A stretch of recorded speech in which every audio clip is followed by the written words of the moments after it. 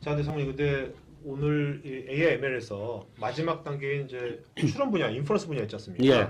그런 분야가 뭐 이게 자율주행차 같은 거는 엄청나게 거대하니까 쉽지 않겠지만 일반적인 기업에서 뭐 AI 서비스, ML 서비스 뭐 해볼 때 그 추론은 그렇게 엄청나게 빅데이터가 아니고 그럴 것 같거든요. 예. 그런 식으로 뭔가 기업에서 그러면 이게 CPU를 활용해 가지고 정말로 추론 분야에서 많이들 쓰고 있는지 좀 궁금하거든요. 네. 예, 그래서 이제 추론, 아까도 제가 이제 말씀드렸지만 추론하면 대부분 다 CPU 기반에서 돕니다. 지금 현재로서는 이제 CPU에서 GPU에서 이제 도는 게 아니고요. 이제 대부분 다 추론은 이제 CPU에서 이제 하게 되고요. 뭐 모든 이제 서비스를 이제 보게 된다면 그럴 수밖에 사실은 없죠. 예를 들면 뭐 대표적인 것으로 이제 보게 된다면 뭐 음성이나 뭐 이런 것도 보면 어떤 데이터가 이제 와서 뭐 그것을 이제 처리해야 되니까 CPU에서 원래 이제 CPU에서 돌던 거에서 이제 추론만 하게 되는 것이니까, 당연히 이제 CPU에서 이제 도는 분야가 이제 되고 있게 되고요.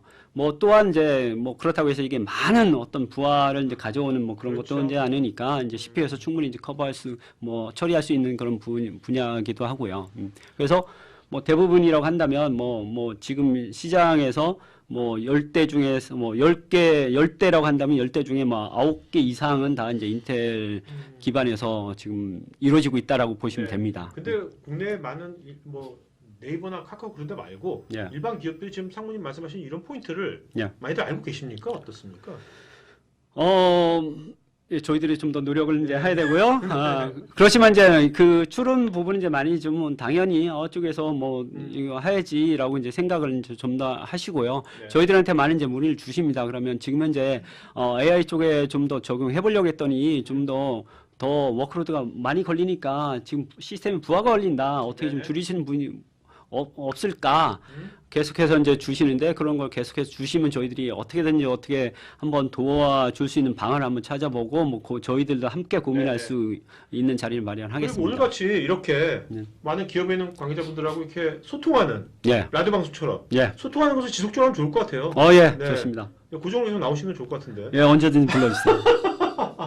자, 그러면 이제 우리 이런 이제 AI 추론에서 어떻게 CPU가 활용되고 있으면 특히 이제 우리 아까 KT 사례에서는 이 머신러닝 프레임워크를 이제 최적화시키는 거를 한 거지 않습니까? 라이브러리에서 그거 말고도 우리가 그 AI ML 쪽에서 CPU를 활용할 때 그 성능 개선시키는 데서 여러 기법들도 있거든요. 그런 기법들을 또 한번 알아보도록 하겠습니다. 네이버의 클로버 OCR이 뭐 대표적인 예의 뭐 또 다른 뭐 예라고 이제 말씀드릴 수가 있습니다. OCR이라는 것이 바로 뭐냐면 사진이나 이미지를 주면 거기에 서서 캐릭터 그 글자를 인식을 하는 것이거든요. 그래서 그런 쪽에서 이제 OCR도 실제 CPU 기반 위에서 인프라를 이제 하는 것이고요. 이것은 이제 OCR이 이제 상당히 중요한 부분이 이제 많이 비즈니스에서 많이 사용되죠. 그래서 보통 저희들은 이제 요즘 뭐 스캐너 별로 안 쓰잖아요. 그냥 사진 이제 촬영 쭉 해서 그럼 이것이 어떤 내용인지를 바로 이제 우리가 이제 텍스트로 이제 변환해주는 그런 이제 하는 것이 이제 OCR이 있고요.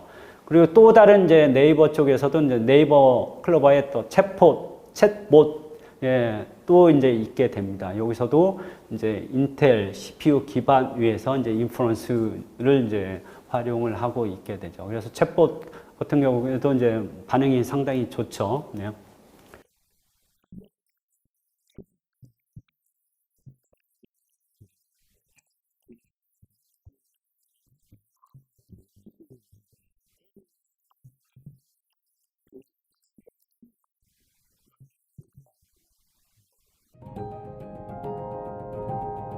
인텔에서 인공지능 또는 이제 딥러닝을 위해서 제공하는 것들이 이제 첫 번째로 보면 하드웨어적으로 보면 저희들이 인공지능 처리를 위한 CPU 내장 명령어를 제공을 합니다. 그리고 하드웨어 측면에서 있고요. 그리고 이제 두 번째 이제 소프트웨어 측면으로서 저희들이 현재 CPU 위에서 돌리는 많은 각종 라이브러리라든지 그런 솔루션의 어떤 최적화 작업을 같이 이제 하고 있게 되고요. 그래서 우선 두 가지로 나누는데 첫 번째 이제 그러면 CPU 내에서 하는 것이 이제 뭔지를 이제 소개를 이제 드리면 저희들이 인공지능을 위한 가속 명령어를 제공을 합니다. 이것은 이제 AVX 512를 사실 이제 활용을 하는 것인데, 과거에 예를 들면 실제 추론을 위해서 명령어 3단계를 거쳐서 한 번을 처리를 했다라고 한다면, 실제 처리하는 데서 명령어 하나, 다음 명령어 이렇게 하나를 처리를 해야 되는데, 이것을 하나의 명령어로 처리할 수 있게 새로운 명령어로 만들었습니다. 한 번에 하는 것이죠. 예. 이것도 이제 각각 이제 벡터입니다. 벡터이긴 하지만 실제 인공지능 처리를 하다 보면 예전에는 이걸 한 다음에 이걸 하고 이것을 했어야 되는데, 그럼 보니까 실제 새로운 명령 하나 더 만들어서 이거를 인풋을 하나 집어넣으면 내부적으로 처리를 한 번에 시작하게 한 겁니다. 3가지 명령어, 명령어 사이클 필요한 게 아니고 하나의 명령어 사이클만 하면 실제 이 동일한 결과가 나오도록, 즉 3가지 명령어를 사용할 필요가 없이 하나의 명령어만 사용하면 되는 것이죠. 그렇게 된다면 뭐 이론적으로 이제 3배 성능 향상을 가져올 수가 있게 되고요. 그리고 이제 또 다른 부분, 이건 이제 하드웨어고요. 그러면 이제 중요한 것이, 그럼 이제 소프트웨어, 지금 현재 각종 이제 프레임워크에 대해서 이 기능들을 최대한 함수, 내부 명령을 활용해야 되지 않습니까?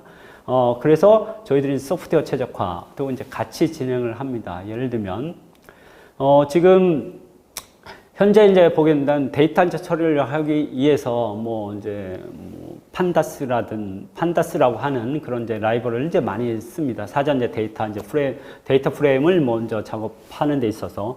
그러면 이제 이 판다스라는 것이 실제 가장 광범위하게 많이 이제 쓰고는 있지만, 이것이 실제 처리를 하는 데 있어서는 내부 CPU 처리하는 데서 다 시리얼하게 처리를 합니다. 벡터로 처리를 안 하고 실제 많은 것을 동시에 처리하지 않고요. 그렇기 때문에 실제 속도 측면에서는 좀 느립니다.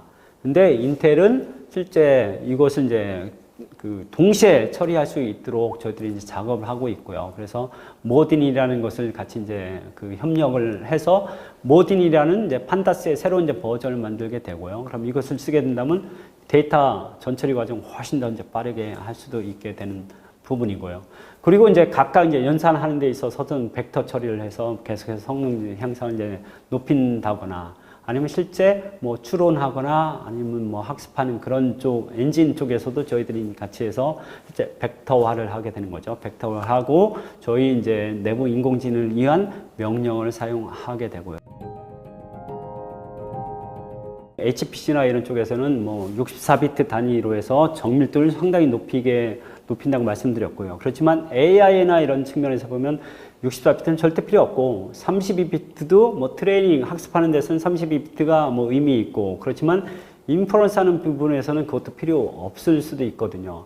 즉, 특히나 이제 추론하는 그런 부분에서는 32비트 단위로 해서 데이터를 통해서 사용했다라고 한다면 추론하는 시간이 많이 걸리잖아요. 또는 이제 뭐 트레이닝, 학습하는 시간도 많이 걸 수도 있는데, 이것의 타입을 이제 바꾸는 방법도 상당히 고려해 보실 아주 유용한 방법입니다. 예를 들면, 뭐 우리가 이제 32비트, 플로팅 포인트 FP32를 이제 썼다라고 한다면, 그것을 이제 16비트로 낮출 수도 있고요. 또한 뭐 새롭게 요즘 이제 인공지능을 위해서 이 포맷이 16비트 단위로 처리하지만 32비트에 준하는 그런 정밀도를 얻을 수 있는 게 뭐 BF16, B+16 뭐 이런 포맷이 있습니다. 그렇게 봤을 때 FP32에서 BF16으로만 바꿔도 뭐 정밀도는 뭐 정확하게 실제 수치적으로는 좀 떨어질 수는 있지만 실제 우리가 환경적으로 보면 거의 준하고요. 그렇지만 이것을 이렇게 하게 된다면 성능 향상은 거의 뭐 16배 이상 높일 수도 있거든요. 그래서 이제 이런 부분도 고려를 하게 된다면 데이터 타입도 바꾸는 방식으로 해서 해보게 된다면 훨씬 더 높은 성능 향상을 얻을 수가 있겠습니다. 그래서 뭐 B+16보다도 안 그러면 뭐 인티저 A 타입으로도 이제 변환을 할 수가 있겠고요. 그러면 64비트, 한 번에 64비트 처리를 하는 것보다 8비트로 하게 된다면 처리할 수 있는 게 64비트 안에 얻을 수 있는 게 엄청나게 많잖아요. 그래서 보면 즉 결론은 뭐냐면 이것을 이렇게 활용하면 동일한 하드웨어 리소스를 사용하더라도 처리할 수 있는 데이터가 훨씬 더 많아진다라고 보고요. 이것은 결국은 인공지능의 처리 속도를 높일 수 있게 되는 것이죠. 성능 최적화라는 것은 지금 현재 어찌 보면 이제 동일한, 가장 먼저는 지금 현재 동일한 뭐 어떤 환경을 전혀 안 바꾸고 네. 어떤 성능을 높일 수 있는 방안을 찾는 것을 소프트웨어만으로 우선, 라이브를 교체하는지 하는 것이고요. 뭐 그러면 이제 결론은 무조건 뭐 결론은 뭐 TCO 절감이 이제 되겠죠. 그렇죠. 그렇게 하거나 아니면 최소한의 어떤 변경을 통해서 뭔가 이제 더 높은 성능을 얻을 수도 있게 되는 부분이거든요. 그런 것도 많습니다. 이렇게 쭉 열심히 해서 CPU 뭐 새로운 이제 CPU를 적용한 서버를 이제 최신 서버를 도입했어요. 그렇게 했는데 성능이 안 나와요. 왜 그러냐 보니까 네트워크가 옛날 거야. 또는 스토리지가 아주 오래된 거야. 네네. 그래서 실제 바틀렉이 다 여기서 충분히 CPU가 활용할 수 없는 그런 상황도 되거든요. 그래서 뭐 CPU도 이제 봐야 되지만 전체 인프라도 이제 봐야 될 필요도 있고요. 그러면 CPU 하나 내부에서도 이제 보더라도 어느 특정 부분이 그 바틀렉에서 성능을 아무리 해도 안 될 수도 있거든요. 그럼 그런 부분을 찾아서 고쳐주는 그런 것이 이제 성능 최적화라고 이제 보시면 됩니다. 네. 이 영상이 마음에 드시면 좋아요, 구독 부탁드립니다.